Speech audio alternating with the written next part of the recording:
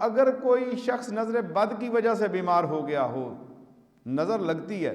نظر کا حق ہے لگنا، کیونکہ احادیث میں اس کا ملتا ہے،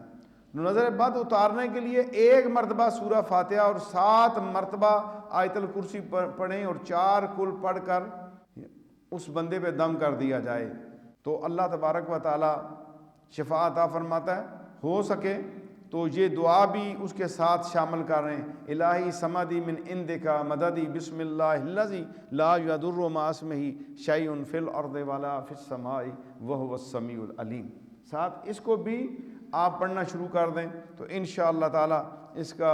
بے حد فائدہ ہوگا۔ جو چاہتا ہے کہ اپنے انتقال شدہ والدین کی بخشش و مغفرت چاہتا ہے اور وہ دعا کرنا چاہتا ہے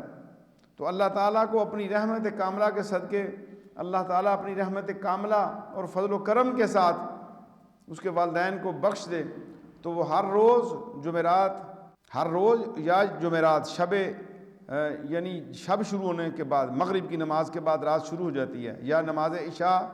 کی ادائیگی کے بعد جو آدمی آیت الکرسی 5 مرتبہ پڑھے اور 4 قر اور سورہ فاتحہ شریف پڑھ کے